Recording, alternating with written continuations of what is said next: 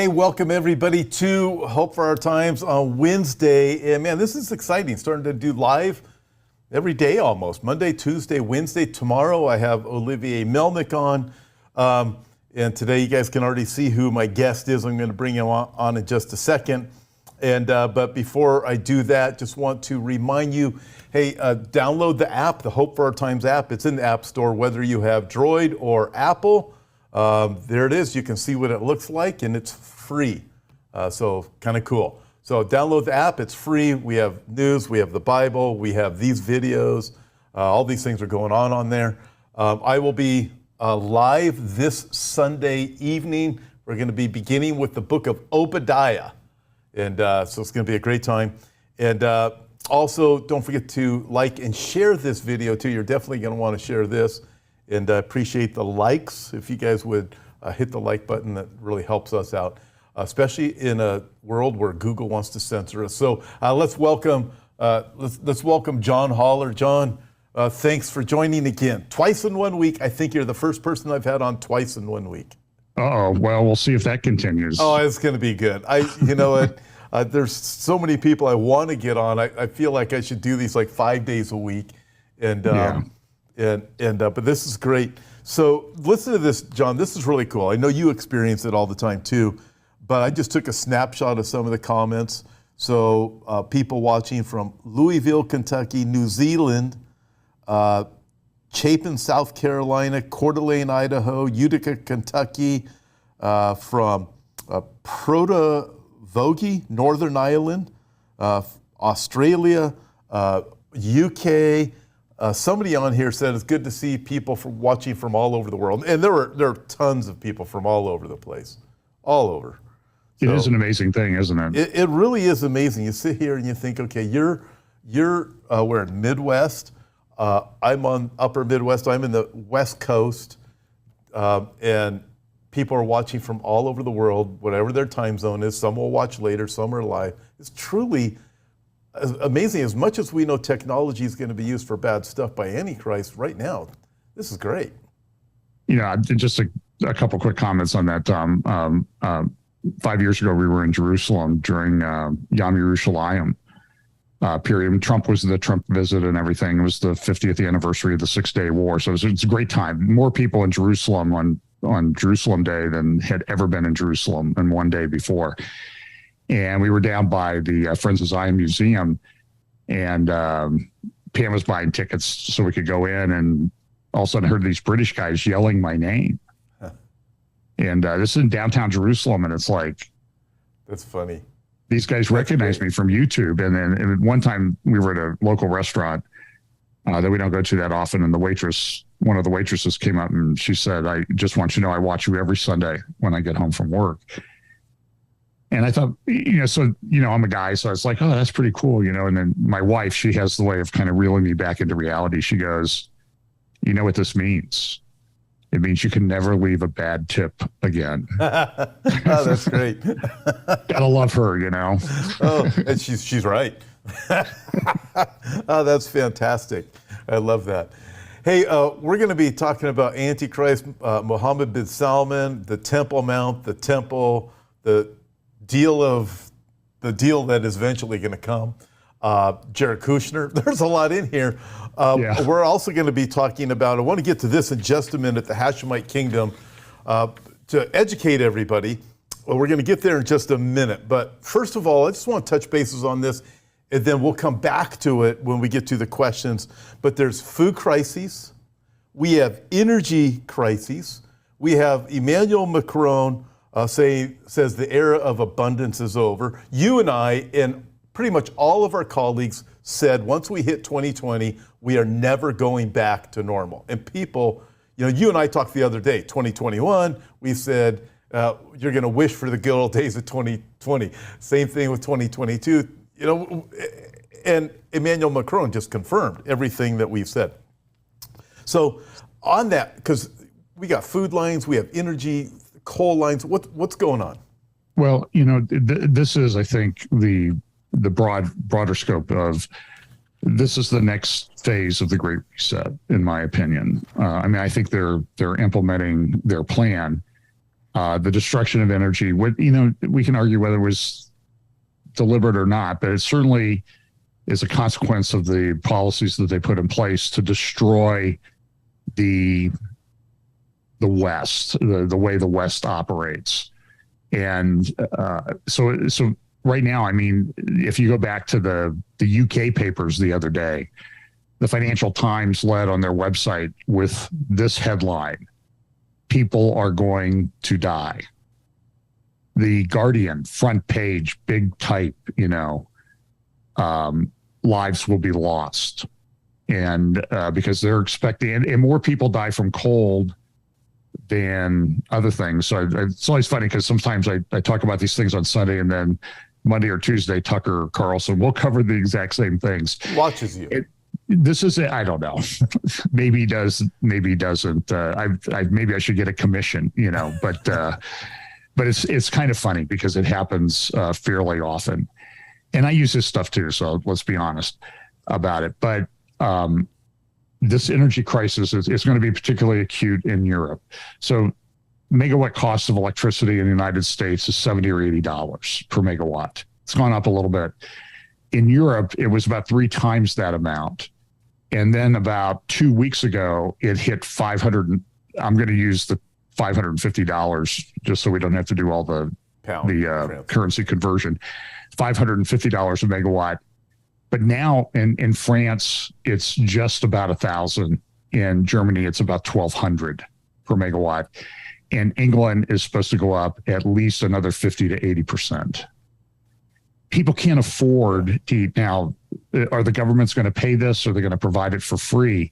But the BBC, Financial Times, The Guardian, all the papers in the UK, the Times of London, were doing these stories about these, mothers with young children. I have to decide whether I'm going to feed my kid or pay my utility bill.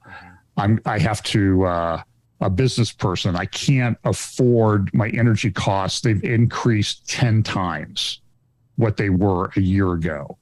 How do I make a living for that? And so what you have there is you have this spiraling down effect, and more people, statistically, about 5 times more people die from cold in a given year than die from heat.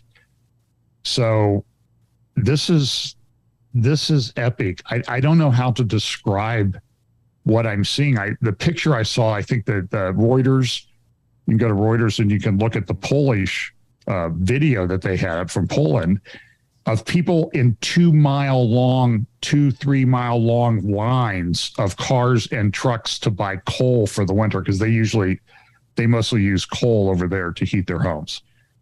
And they don't think there's going to be enough coal because Russia's being taken out of the market. And then that has this cascading effect with all these other geopolitical effects that, Russian alliances with Turkey and with Iran and China and India and all this stuff. And Putin talking about developing a new world order. And then he issued a statement just today about Islam is an important part of that new order that we're establishing against the West.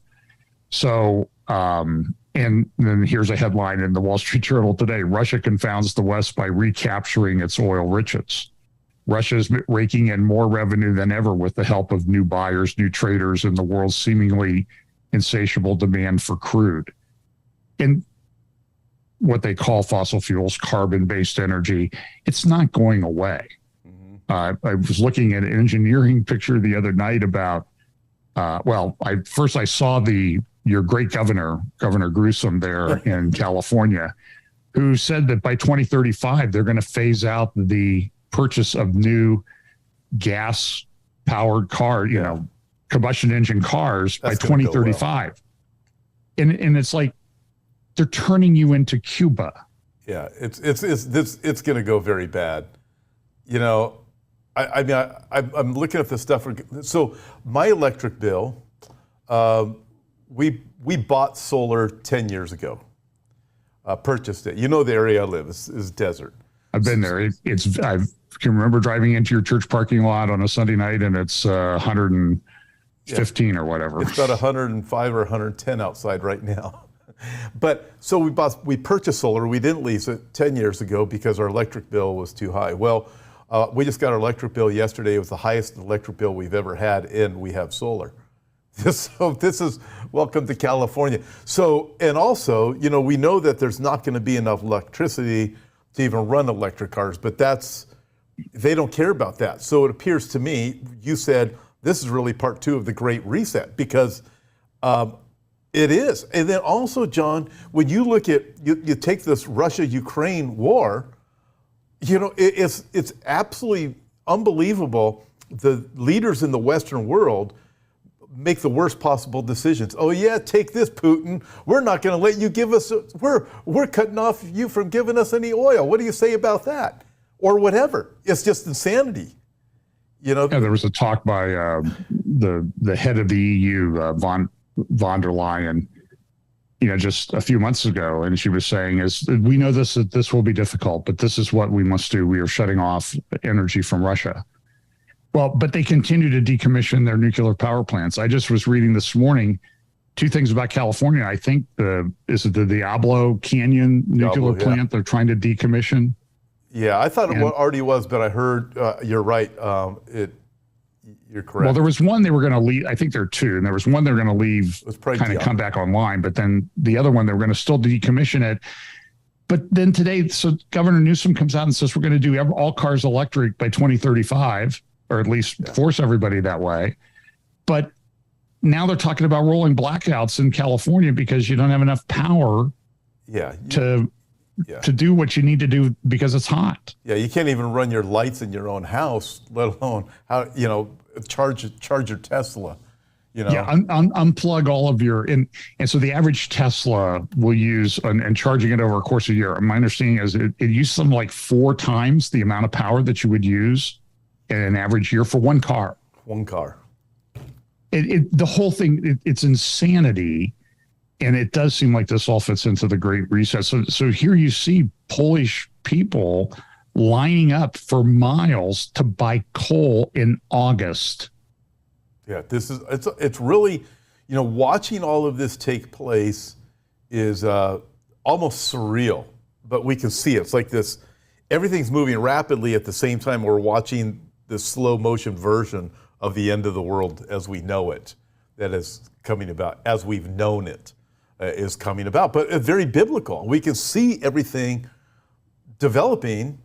We don't know exactly, you know, I can't tell exactly what the next move is going to be, but it's like every day you wake up and you know, you're watching this going, this is just unbelievable. Then I find out today that Europe is actually purchasing, I believe it's purchasing oil from China, which is getting it from Russia. So Europe says we're not going to get any, did you see that?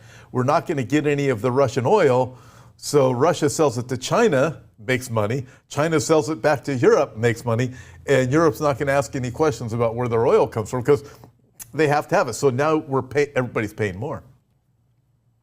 It's unbelievable what I see going on. I mean, it's like an outragement, and then you look at what they're doing with schools and the kids and the whole transgender. And Trudeau came out the other day to talk about the two-spirit, 2S LGBTQIA plus whatever action plan, because I guess it's a problem. And then two-spirit thing comes out of American, I don't even know what the proper term is, American Indian culture, Native American culture, and Canadian, original Canadian native culture, this two-spirit idea. And they were trying to push that into the LA schools last year. So it's just, and now they're latching on to transgender stuff. And then we have a sitting U.S. Congresswoman, Marjorie Taylor Greene, who has introduced legislation to protect children. And she's been swatted. Yeah. I don't know if people don't know what swatted is. That's where somebody places a call to the police and says, at Marjorie Taylor Greene's house, somebody's being shot or somebody's been shot. There's an active shooter and that type of thing. And the police descend on the place, hoping that and the goal is to have the person, and she has firearms at her house. She's a Second Amendment person. And she says, I usually go to the door with an AK-47 or an AR-15 or whatever.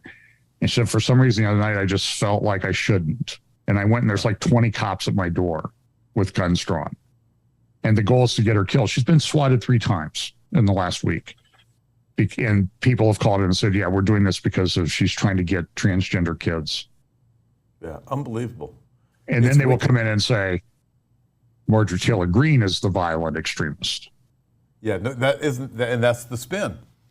Yeah, and they will always accuse you of what they are. Yeah, fascism or whatever. Okay, we're going to go, because all of this, I agree, this looks like part 2 of the Great Reset, or the setup of the beast system, whatever you want to call it.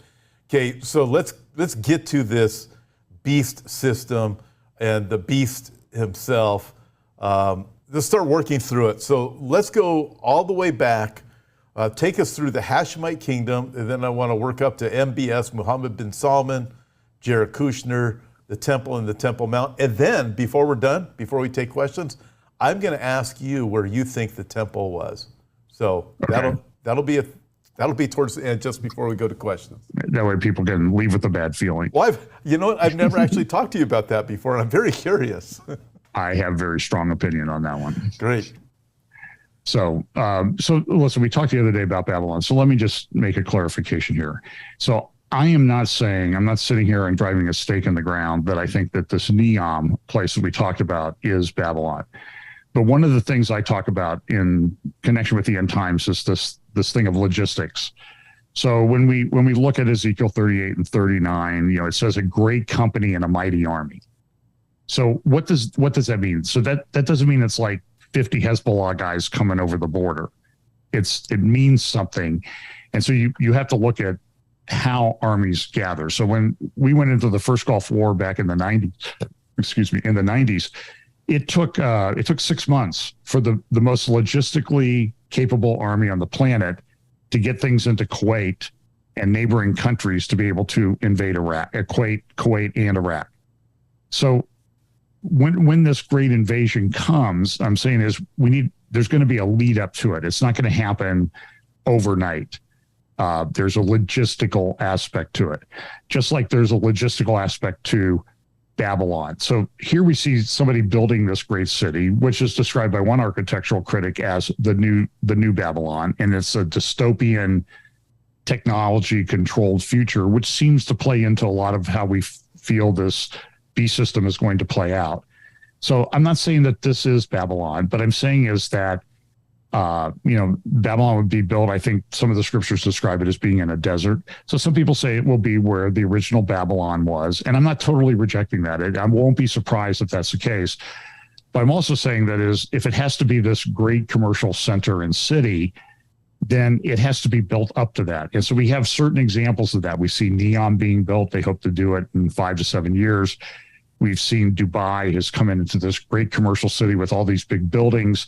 And that's taken 30 years. We see Qatar with all their things, and that's taken 25 or 30 years for those to be built up. So I'm just saying and I don't know that it has to be built up completely, because if we look at the pattern of history, that the original Tower of Babel wasn't finished when God intervened. So I don't think this final Babylon will necessarily be finished when God intervenes either. But there's a logistical aspect to it. So if it has to be rebuilt in Babylon and Iraq, I'm just saying is that there's not much progress that's been made. There's a few things, but people write to me and say, well, there's a University of Babylon there. Okay, well, it's not what the Bible's talking about, the University of Babylon. It's talking about this commercial Babylon city. And it's described as a mystery. And so the mystery is, where is it? Or is the mystery is, boy, how did it come back? I don't know exactly. I'm not ready to drive a straight stake into the ground on that. So I'm not dissing all my friends who think it's Babylon in Iraq. That's fine. But I'm just saying is that there's a logistical aspect to it.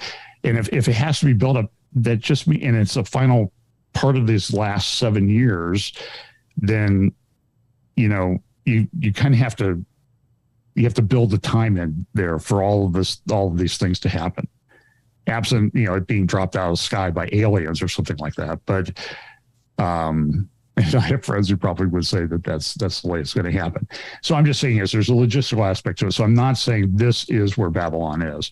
What I'm just saying is look at all the different things that are going on. And now you have this Mohammed bin Salman. So now let's pivot to a couple of things that we didn't really talk about. So in June, the Wall Street Journal comes out with an article called, "Is Jordan part of this, the way the Palestinian issue gets resolved?" Because, you talked with Bill Koenig yesterday about the Trump peace plan, came out in January of 2020, the Abraham Accords, which came out later that year, in the summer, I think. And we don't know exactly how this all fits together yet. I don't think anybody can say this is that which was prophesied, but we see sort of the players being put in place. So I'm just, so here's the Wall Street Journal writing this article all of a sudden out of the blue about Jordan and Palestine and how this might fit together to resolve the peace problem. Then a month later, here comes an article by a close confidant of Mohammed bin Salman, the Crown Prince of Saudi Arabia, who, by the way, when Trump went to Saudi Arabia in 2017, in May of 2017, he was not the Crown Prince. He became the Crown Prince a month or two later. And then he instituted his sort of purge and taking a lot of billions of dollars from rich people there, including the president of Lebanon, who was kept in custody there for a month or two. And supposedly, I hear, paid about $6 billion to get out of jail. So Mohammed bin Salman's consolidated his power. So one of his confidants puts an article in Al Arabiya, and this has to be done with his approval. It says, here's a peace proposal. We'll call it the Hashemite Kingdom of Palestine. And so it'll be the West Bank area, Gaza, road to connect the South and Northwest Banks, areas from like Hebron up to Ramallah and Nablus. And but there will also be a connection over to Jordan, and Jordan will really be the one that's in charge. Netanyahu's sort of commented on this in an interview with Ben Shapiro at Daily Wire a week or so ago, where he said, well, we'll never agree to it. We have to have security control of everything in the West Bank. And the plan essentially gives certain settlement areas in the area of the West Bank, which more properly called Judea and Samaria, to the Israelis, but it also gives the Israelis control of the Jordan Valley because it's a security issue. They have to control the Jordan Valley. And when you look back, there was a plan about 50 years ago called the Elan Plan, which is very similar.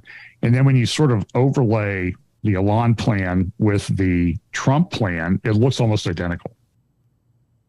Without the thing that Trump didn't do is build in Jordan. So here's Jordan. And you understand that there's a lot of things that they do over there that are done to make a statement through owning a place. So I told you after we finished, there's this unfinished steel superstructure building, couple 3 stories. As you drive north out of Jerusalem on Route 60 up sort of towards Ramallah and Shiloh and that type of thing. And it sits there and it's unfinished. It's been unfinished since 1967. It was to be the palace of King Hussein of Jordan, the father of the current king, King Abdullah II. But when you look at it biblically, it's built on the tribal homeland, the capital of the tribe of Benjamin, which was where Saul was from, who was the first king of Israel. And so it is making a statement like, I am building my palace on top of where your first king came from. I am supreme and in control. That's what it's saying. It's a very fascinating place. It's one of the highest places, if not the highest place in Jerusalem. It has a view of everything around. And so you need to understand that this is the mindset. So King Hussein or King Abdullah II of Jordan is, he's considered to be the custodian of the Christian and Muslim holy sites in Jerusalem. And if you watch, I must have 8 or 9 clips of him speaking at different conferences in places around the world. And he always says, we will protect the Christian and Muslim Islamic holy sites. He never mentions Israel. So that raises an interesting issue is what are they going to do with the Temple Mount in Israel in all of this? And so then there's another story that we need to look at. And Mordecai Kedar, who is I think one of the smartest people in Israel. He's a professor. He's speaks Arabic. He is has a great understanding of Islamic culture, tribal culture.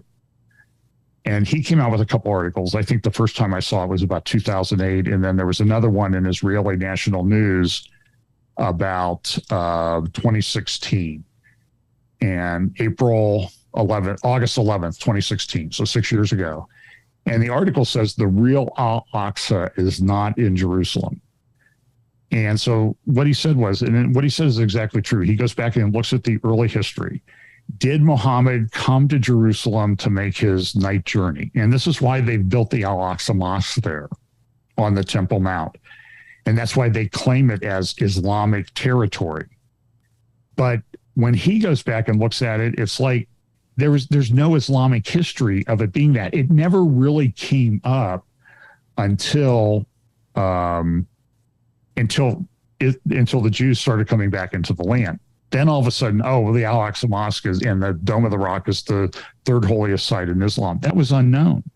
In fact, I have a copy, and I'll see it sitting here on my desk. It's a reproduction. I think Randall Price has them at his ministry, of a 1924 tourist publication by the Waqf in Jerusalem. I'm sure you've seen it. It's a little booklet. And it was issued by the guy in charge of the Temple Mount, the Hajj Aman al-Husseini, who was, a collaborator with Adolf Hitler and everything on getting rid of Jews. But under his control, this was published. And in it says it's unquestionable that this is the site of Solomon's temple. Yeah. So I have and they seen want to that. deny that. Yeah. What's amazing about that is that came from Hitler's friend. That's the Hajj Aman al-Husseini. Hitler's friend actually said that, Hitler's Muslim friend, which is remarkable. Okay, not to sidetrack you. By the way, fine. It's all kind of fits together. Okay, I got to say this before we go any further. Brandon Holthouse told me to tell you hi. Okay. It was just before we came on, and he watched the program Monday. He said it was great. And Brandon and I are both going to be speaking in Santa Rosa, The Rock, next week, Friday and Saturday, Calvary Chapel, Santa Rosa. In fact, if anybody wants to go up there, it's going to be fantastic. You can check out the link in the description here for Calvary Chapel, Santa Rosa. By the way, did I not see that Calvary Chapel, San Jose had a lot of their fines that had been imposed on them reversed? Some of them. So Mike McClure. Mike's such a great guy. Have you ever met Mike? No. Yeah, he said some of them. So these people are so, he's lunatics. He's got Facebook is right down the street, Google's right down the street. Apple's. He's surrounded by them. But the majority of his church, and this is encouraging, the majority of his church are people who work in the tech industry in the Silicon Valley. That's proof there really are believers that are there, and so everybody. So we need to pray for them. We need to pray for them. Have influence. Okay. So anyway, so back to the Temple Mount. So Kedar has this article, and this is supported by Islamic research by some of the Islamic scholars, that there's really no connection between the Muhammad night journey and the Temple Mount in Jerusalem. But now it's a political issue, and now everybody accepts it as true, and it's just not true. And I think you mentioned this the other day, a few years ago, there was an Islamic scholar who tweeted out the exact same thing. From Saudi Arabia, a Saudi Arabian Islamic scholar. And this was not done without the consent of Mohammed bin Salman. You just don't do that. So I think that was in 2020. So now we have some Islamic people questioning the connection of the Islam to the Temple Mount. Now, I don't see this being changed, and there has to be something happen to get these attitudes to change.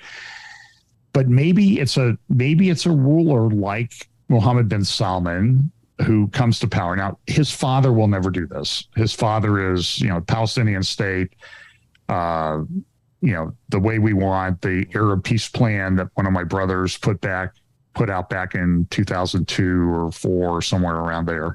That's the way that we're going to resolve this. But now Mohammed bin Salman has come out with his own peace plan. And he's very close to Jared Kushner. And Jared Kushner is the architect of the Trump plan. He's the architect of the Abraham Accords, which seem now to have been adopted by what I call the Biden administration. So it's very interesting, just this sort of synergy that we have with the way these things are developing. I don't know. So I see a guy writing at Aretz Shiva, David Singer, has written 4 or 5 or 6 articles now supporting this Hashemite Kingdom of Palestine plan proposed by Mohammed bin Salman. And this would be great.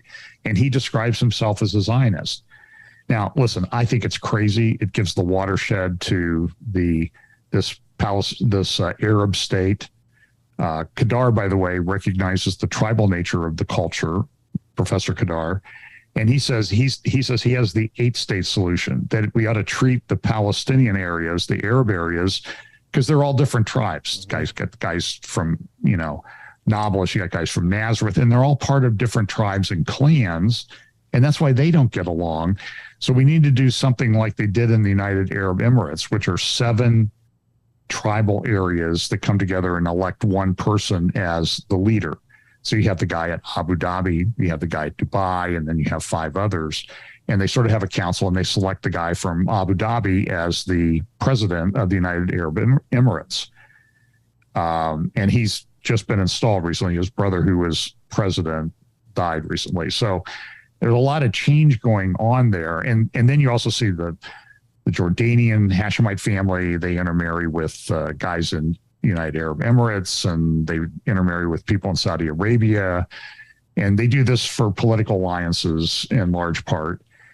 So you just have this synergy of this Arab world sort of congealing together in a way that seems favorable to Israel. But the concern I have with the Abraham Accords is that there's it's almost this overarching economic component to it. So I don't know what's going to happen. I'm just saying is that there is this proposal.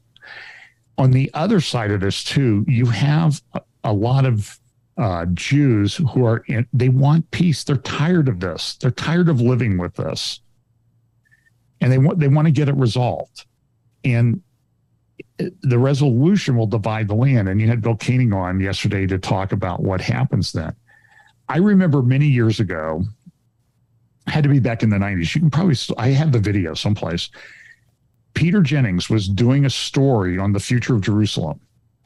And he was interviewing, this is around 1995, the time of my first trip to Israel. He was interviewing a Chabad Lubavitcher Rebbe in Jerusalem at the Temple Mount in the Kotel Plaza.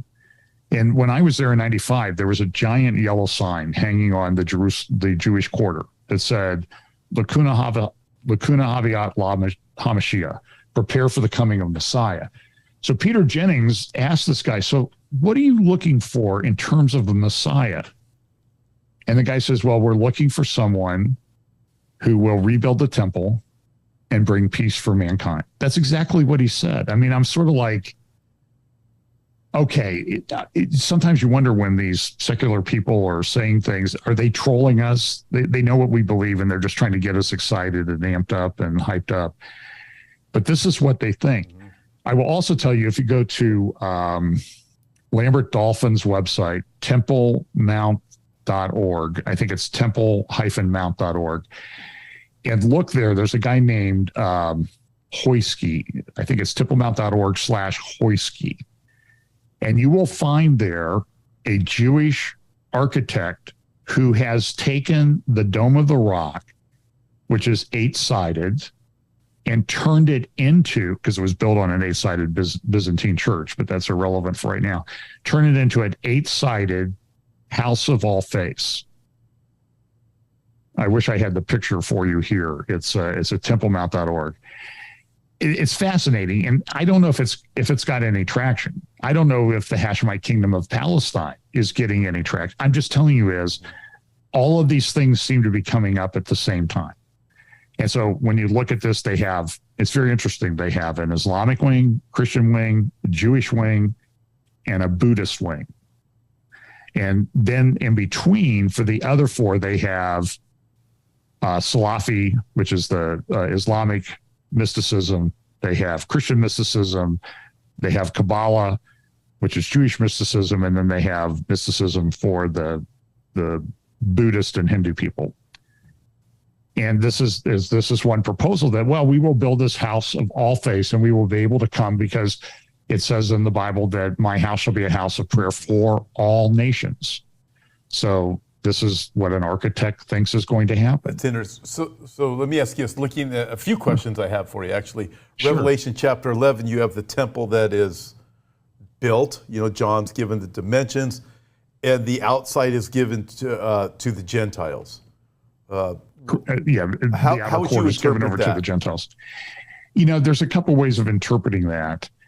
I think it means that there's an outer court given over to the Gentiles, which I believe. I'm just looking at when I see a lot of the Jewish writings and that type of thing, and I even see like this new Sanhedrin thing that they've built in the Western Wall tunnels, or this synagogue or whatever that has like 71 seats in it. They talk about the house of prayer for all nations, so that it's sort of an ecumenical thing. Mm-hmm. And we see the ecumenical thing. In October, I just posted this on my Facebook page today, they're doing the Abrahamic Symphony, the unity of three. 4-3. To announce to celebrate the opening of the Abrahamic House of Faith. Wow. Abrahamic Family House in Abu Dhabi. That's nearing completion. It's supposed to open in October. I've seen some things in some of the United Arab Emirates publications like The National talking about that this is a great thing, and this is what we're trying to accomplish, and we're trying to accomplish unity and peace and harmony and that type of thing. And it goes along with the Abraham Accords, the one article from either late July or early August said in the UAE paper called The National. So I just tell you, it's like there's so much stuff going on in this space that it's incredible. So I do think that the temple is there. And remember, it talks about the holy place. Mm-hmm. And so this is a holy place that's desecrated. And so, when people say, well, it's an Islamic Antichrist, the reaction has always been, well, no good Muslim would go into the temple and declare himself to be above all that is called God. And I'm like, who said he was a good Muslim? Yeah. Who said he was a good anybody? If he's Jewish or Islamic or Christian or whatever, he's not a good guy because he's claiming he's above everybody. This guy's full of Satan.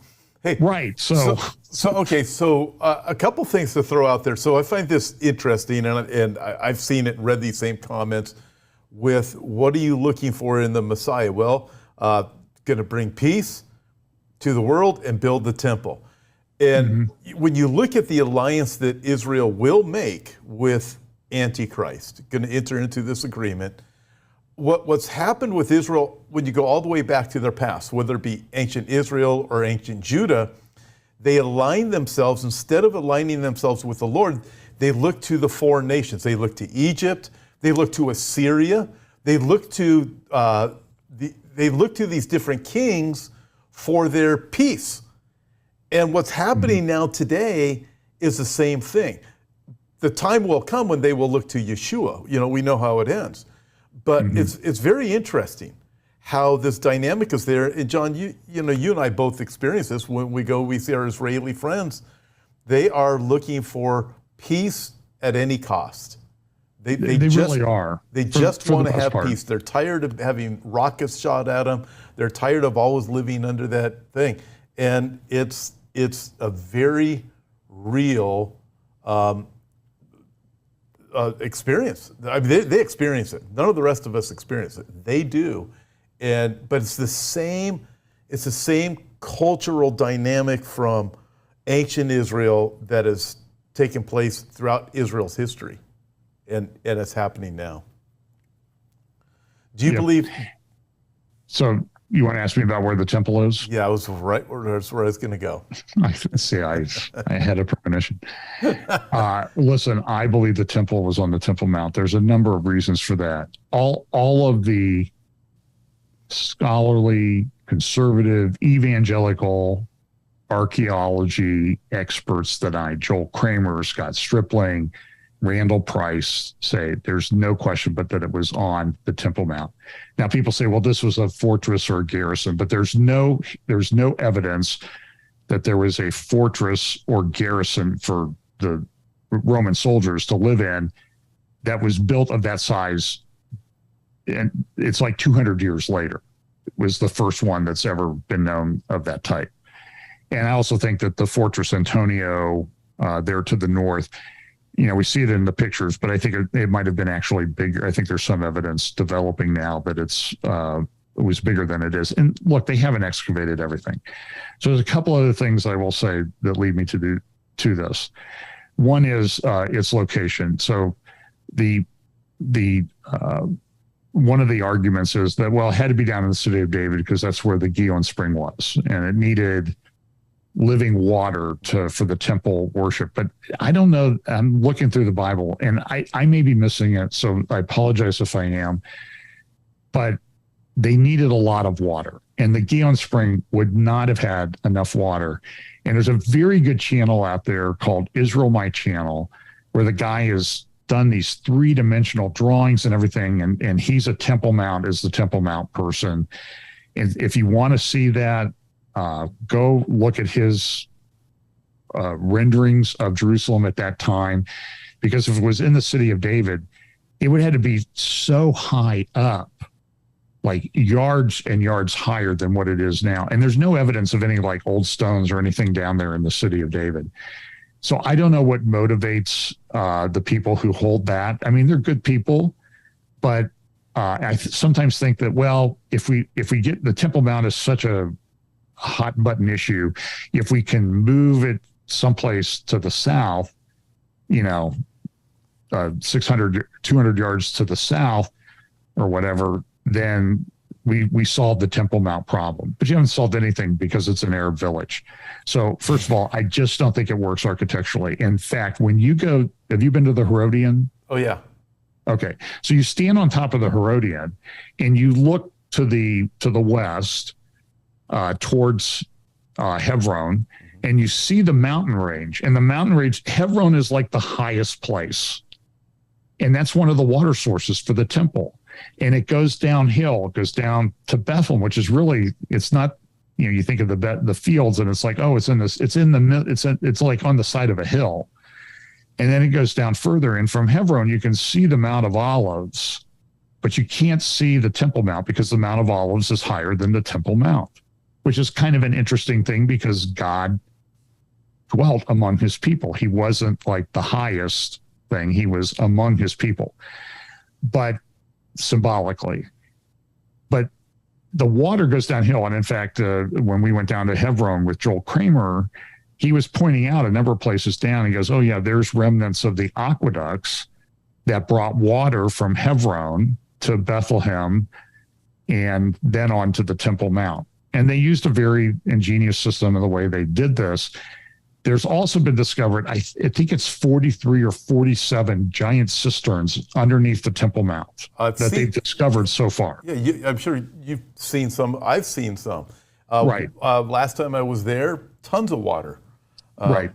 And they're not in the city of David, and they're at, around, or under the Temple Mount. And then there's a recent, I have two more things I wanted to say. There's the recent finding of this processional road from the Pool of Siloam. This is a very big deal. I mean, I think Pompeo was there, or Friedman, or somebody was there to cut the ribbon. And it goes from the Pool of Siloam, goes up about 700 meters up the hill, and it would have been lined with shops back in those days. And it ends at the Temple Mount, doesn't end in the city of David. And everybody says this is the processional road. So that's another thing. And then there's been some evidence of things found on the Temple Mount. There's been these seals, these bulla, different ones identifying people with Hezekiah and others. And then I was down in Lynchburg, Virginia last fall, and I spoke at Liberty University Law School Chapel.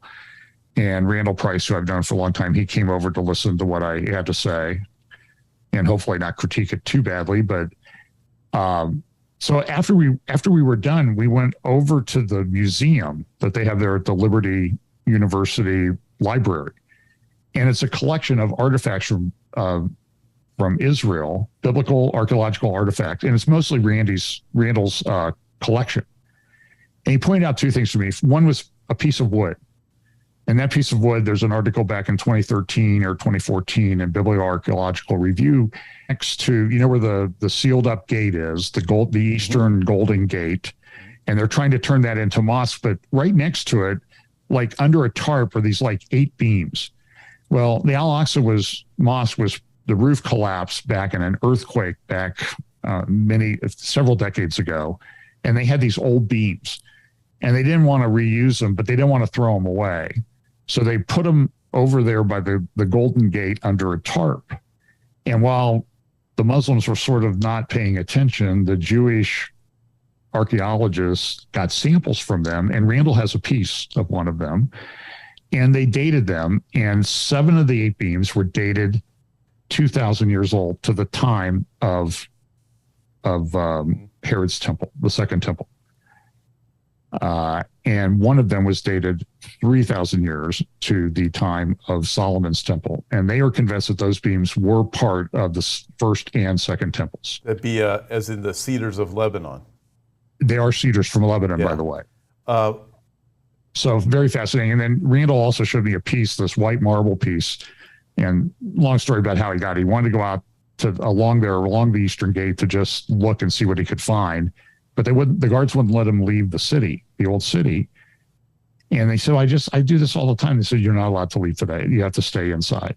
And then he sees these Muslim guys coming down through the old city carrying a body in a funeral procession. They're going to bury him in the Muslim cemetery out there. So he joins the funeral procession and goes out there. And as they're digging it, they hit this rock and he takes it and looks at it, and it's this carved limestone. And he took it to the head of the Antiquities Authority, and he said, and I think it was a she said, where did you get this, Randall? And he said, well, they dug it up in that cemetery there. Because when the Romans destroyed the temple, they pushed everything to the east. So it would have been gone over the wall down into that valley there where the Muslim cemetery is now, along the eastern wall of the Temple Mount. And she said, Randall, I'm pretty sure that you are holding in your hands the only piece we've ever found of the second temple.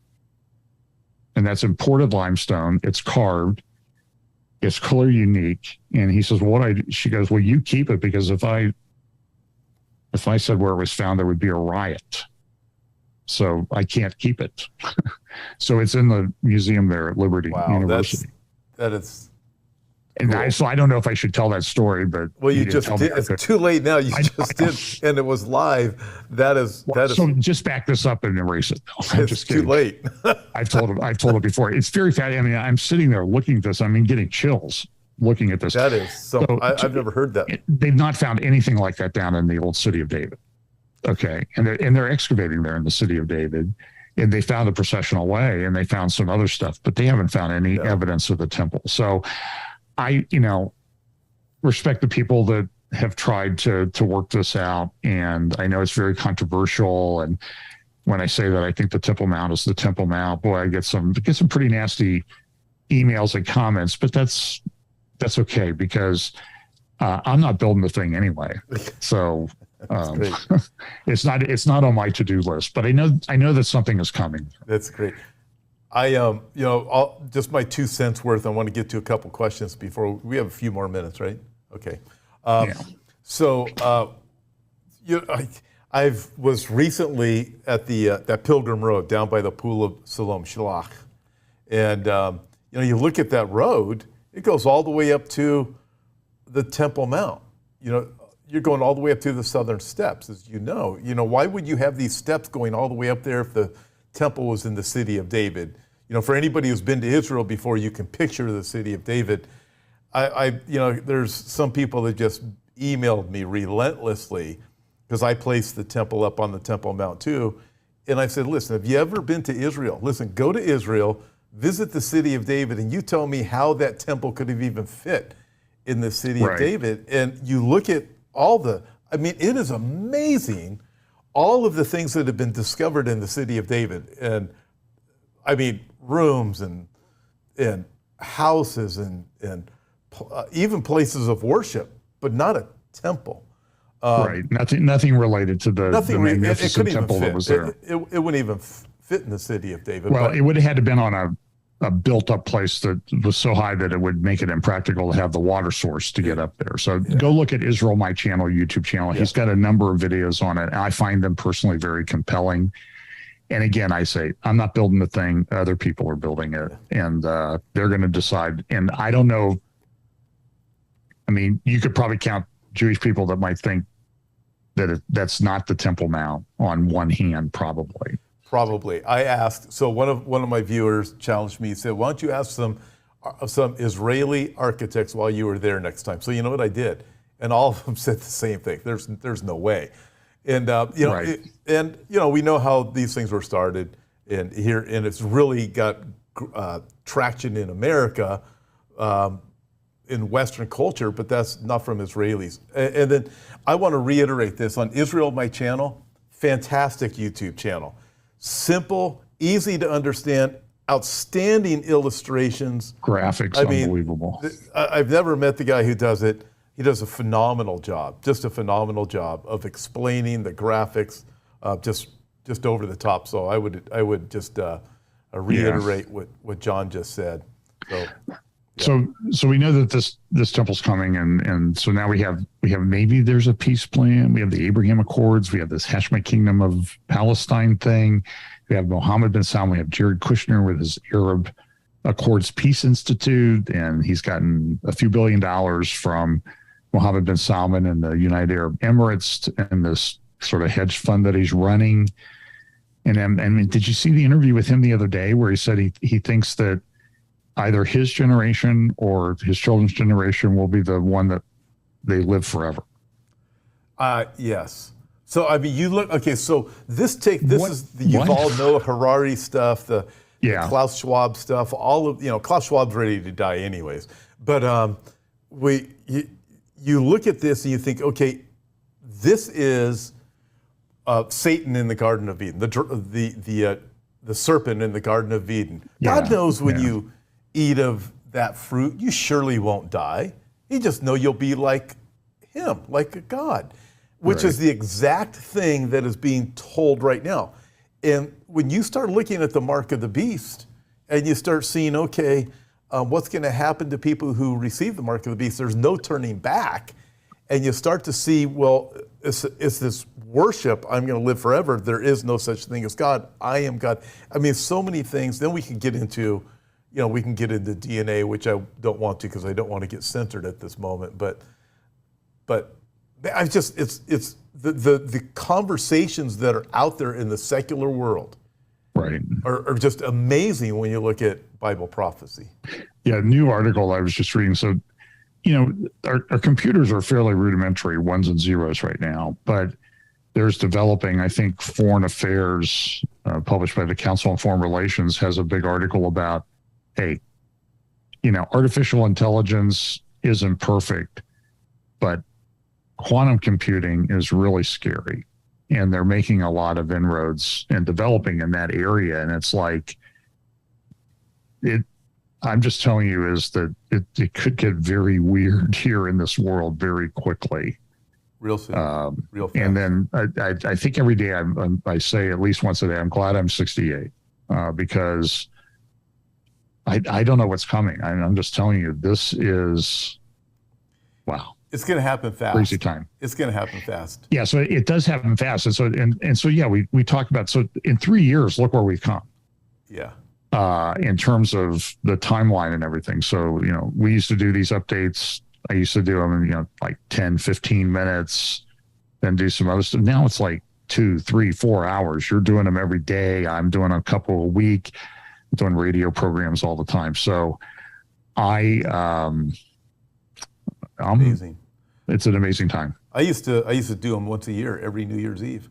So I remember that. I think I was at one of them once. Yeah. Yeah, I would save my material all year long for the coming New Year's Eve. Hey, and you'd have 1.5 or 2 hours, and you would get it done. Yeah.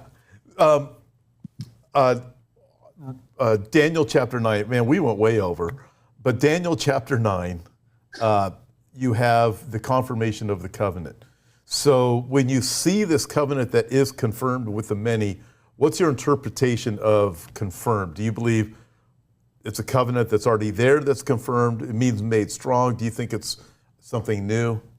I think I've kind of gone around with different views. The word there is gabar, which means strengthened. So it sort of implies that there's something that was there, but it also has a sense of force. So I'm not so sure. I was thinking of this when Obama was doing things with the Jerusalem resolution at the UN Security Council back in 2016. After the 2016 election, they had that, I think, 1224 resolution that the U.S. did not veto for the first time.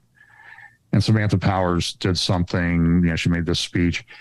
And so then, I was sort of thinking, again, because the scripture unfolds in a real world, it doesn't unfold in a vacuum. And so I think when it unfolds, we'll have a better understanding of it. But it was maybe it means it's forced on them. It's like it's shoved down their throats. You're going to do this whether you like it or not. And that could also be how that's interpreted. But certainly it seems to be something that's confirmed. And I don't know if it's a peace agreement. The Antichrist, I think, will try to mimic the ministry of Christ. So he's going to make some kind of covenant. But it may be something that sort of mimics the Abrahamic covenant. And now we have this Abrahamic house. How about an Abrahamic accord? Right. So, when you look at it, it's just because Satan, he is a copycat. He's not an originator.